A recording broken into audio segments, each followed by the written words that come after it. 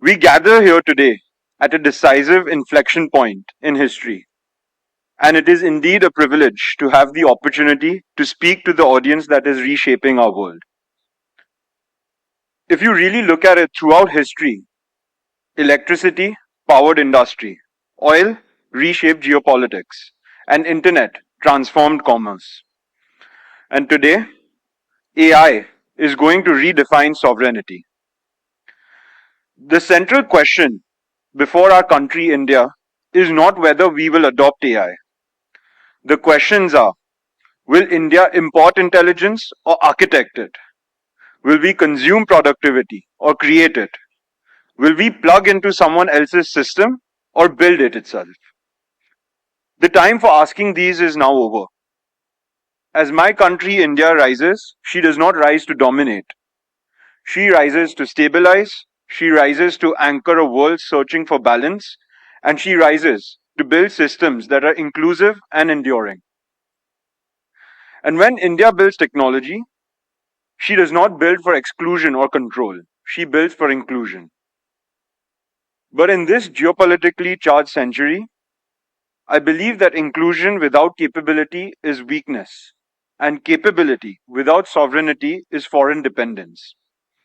So today I want to speak about three pillars of sovereignty that will define India's AI century: energy sovereignty, compute and cloud sovereignty, and services sovereignty. These are not technical abstractions, but they are the foundations of modern nationalism. The first pillar, energy, is actually intelligence sovereignty. AI is written in code, but it runs on electricity. As we all know, under peak load, advanced processors generate extraordinary heat. Systems throttle when power falters and performance drops. This is not just an engineering detail, it is the strategic truth. If a nation's energy systems are fragile, its intelligence systems are fragile. In today's AI era, power grids and data grids have become inseparable. This means that India's renewable expansion across solar, wind, and storage is no longer just climate policy, it is strategic infrastructure policy. And energy security is going to be equivalent to intelligence security. In this era, sustainable energy has become our competitive advantage. So, what is going to be different in India because of all of this? We see that renewable clusters will co locate with AI data centers. Industrial corridors will integrate energy and compute planning. Storage and grid stability will become national priorities. The second pillar, compute and cloud sovereignty. If energy is the fuel, compute is the factory.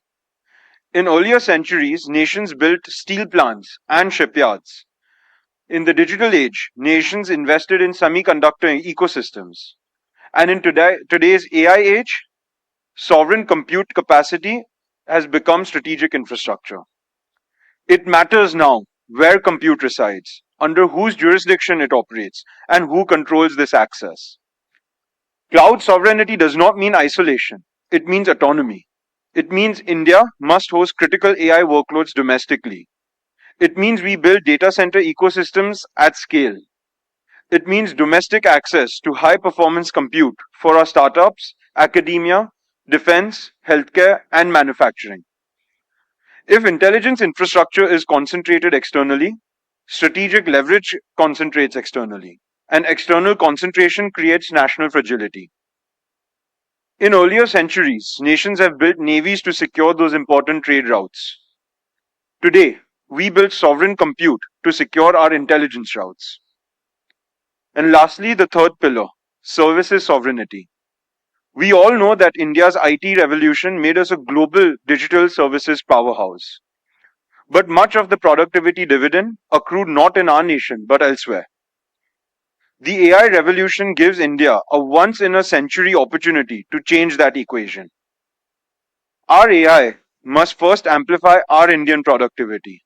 It must enhance our agriculture resilience. It must personalize our education at a massive scale. It must optimize our networks of logistics and ports. It must improve our energy and distribution efficiency. It must modernize our manufacturing competitiveness. It must expand our healthcare and diagnostics across rural India. It must deepen our financial inclusion across tier 2 and 3 towns and villages. AI must become a force multiplier for Indian citizens before it becomes a margin multiplier for others. This is not protectionism, this is preparedness. This is not isolation, this is strategic maturity. Earlier this week, the chairman of the Adani Group made one of the most transformative announcements in India's technology history. Our group will invest $100 billion to build a sovereign green energy powered AI infrastructure platform for the nation. This is not just data center expansion.